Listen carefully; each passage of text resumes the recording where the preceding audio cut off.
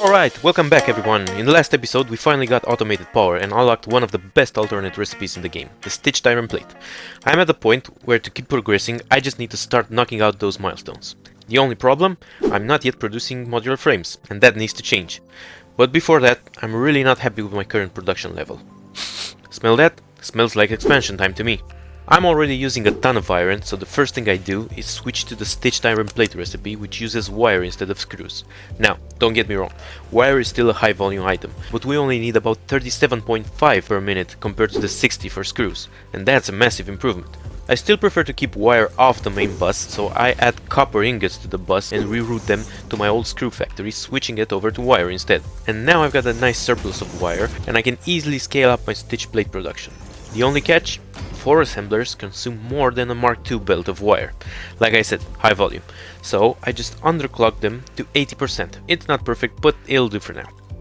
Now, judging by the lights on top of my assemblers, something's off. My rotor factory isn't running properly. Alright, what's the issue this time? Turns out, it's not enough iron rods. Hey, at least it's not another screw problem for once. I should be producing plenty, especially since I just removed 4 screw constructors, but nope, it's the belt again, still a Mark I. Time for an upgrade. Since we need 1000 smart plating, I also have to turn that production back on, but before I do, I'd like to move it to the other side of the bus. Actually, that's going to be my new rule. All project parts go on the opposite side. The copper production is a mess. For now, I'll just move the cable line between the smart platings and the iron plate section. I won't show the entire process, it's a bit tedious, but basically I move it at the storage container and carry on. Now finally, something new, modular frames. I'm already producing everything I need, so I just need to add reinforced plates to the bus, extend the iron rod line, and hook everything up with a few splitters. That's the beauty of the main bus design. From now on, new factories should be this simple every time. Now the wait. Production seems a bit slow. Might as well do something while I wait. I know, let's go find some Caterium. But if I'm going exploring, I should probably upgrade my weapon first. So I quickly switch the milestones and upgrade my glowing stick. Right about now, I'm getting tired of running back and forth between the hub and my factory to check for milestones. Why do I even have it all the way there? Wait, I can just move it, can't I? Why didn't I do this sooner? I drop it right in the middle of the factory. Instant time saver. Also, while I'm thinking about it, even once I set up steel production, I'll still need to transport everything. I'd love to skip trucks entirely and go straight to trains, but coal is just too far away for that right now. Anyway, I can craft a few modular frames and unlock the vehicular transport milestone. And time to hit the road. Off I go exploring with my new shiny gear in search of Caterium. While slide jumping along the way, I spot a power slug guarded by a few boars. Perfect chance to test my new rebar gun. And oops, those collision boxes are still a little janky. I accidentally shot inside the cover. But wow, the gun totally melts those boars. Only 2 hits each, and it even seems to mini-stun them. Didn't notice that before. To be fair, I haven't used the rebar gun in a while. I finally reach the area where the Caterium should be, but I get distracted by a shiny Mercer sphere. Good thing I brought my ladder, because it's up a cliff. There's just one spawner guarding it, and we all know how to deal with them by now, don't we? Now I just need to get to the other cliff where the Caterium actually is. I place a power pole on top and start planning my setup, but surprise, I get distracted again, this time by a crush site. This one's really high up, and I'm a bit short on iron rods for the ladder. Luckily, Satisfactory's physics are a bit wily coyote, so I just salvage the bottom ladder segments as I climb. Double trouble though, it's guarded by an alpha spitter. Let's see if I can snipe it from here. Yep, it looks completely confused. Doesn't even know what hit it. Now for that shiny new hard drive. Oh great, it needs power. But the power line is way down below, and I really don't want to jump down and climb all the way back. Solution to my laziness, I drop 4 biofuel generators, hook them up, power the pod, grab the loot, and salvage everything. Efficient and lazy, the perfect combo. That should be my motto. Alright, time to Geronimo my way back down and get the proper Caterium setup running. First the miner, then the smelters. I'm building them down below where there's more room. Smelters are the only thing I'll be building. I'm going to transport the ingots back to my main base later. I lay down 4 constructors, even though I only need 3, just for symmetry. But when I go to set the recipe, I can't. Oh, right. I still need to research the Caterium ingot recipe with a bit more raw ore. Unfortunately, that hard drive I just found is still decrypting, so I'll have to handle the recipes later. On that note, I'm out of iron plates as well. Time for a quick run back to base. But walking? No thanks. Physical labor is for early game me. Now I've got a tractor. I roll towards the hub and along the way I spot a power slug dangling from a cliff. That's something I'll definitely need later. So I make a quick detour, pull up a tall ladder and grab the slug quickly before the poison flower thingy has time to fart toxic gases in my face. And then I carry on my way. Okay, I head back, grab my iron plates, grab some modular frames while we're at it, and go back to finish my Caterium build.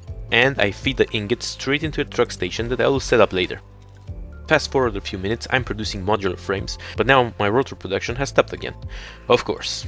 A quick check shows, yep, iron rods again. They should be fine, I did calculate it this time. Oh, right, there's still a slow build filling the ingots to the iron rod factory.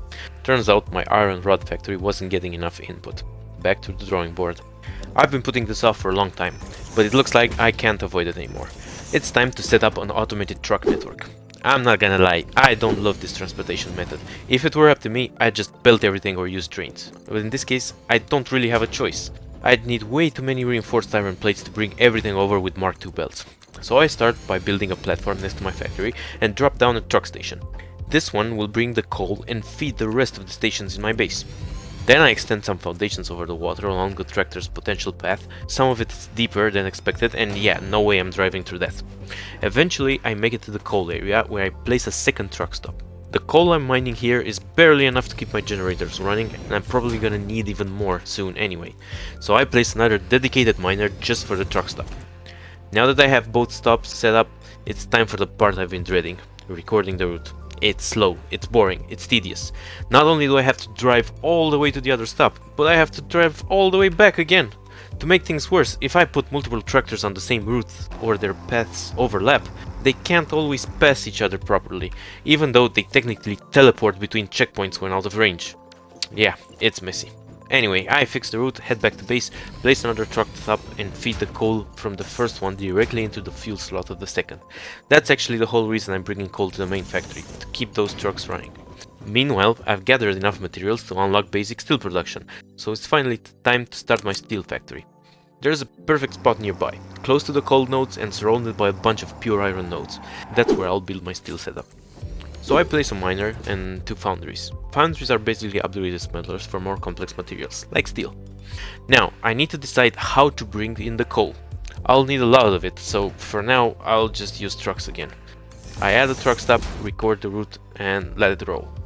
Eventually I'll remove all these trucks and replace them with belts, since they're pretty close together, but for now I just don't have enough reinforced iron plates for that. Then I realize, yeah, I probably need another coal miner too. So I head back to set it up, and hey, lucky me! I take a shortcut through some cliffs and stumble across a power slug, nice little bonus. Once I reach the coal area, I drop another miner, lay down the belts and connect everything neatly to the truck stop. That should hold things together, at least for now. Now I'm technically producing steel ingots, but what about steel beams and pipes? That's a whole different story. I head back to my steel foundries and start looking for a good spot to build my pipes and beams. I want something that won't block future expansion and can easily scale up later. Nothing too fancy, just a few constructors for each item, and for now I'll store everything in containers. I don't feel like dealing with yet another truck. While I wait to stack up around 200 steel beams, I remember I still haven't set up my Caterium line. So I head back to the main factory and decide to use the next truck stop to bring in Caterium ingots. It'll be fueled by the same coal supply I'm already bringing in, efficient and simple. Then I record another truck path. This time I at least try to have a little fun with it. Driving the truck is actually pretty fun. It's the automating part that drives me nuts. Okay, now it's time to set up quick wire. This one's straightforward. I pull a belt from the truck stop all the way to the end of the bus and drop down 2 constructors. Quickwire crafts really fast, so before long I've got plenty to start unlocking a bunch of stuff in the map. That's why I love the Caterium tree.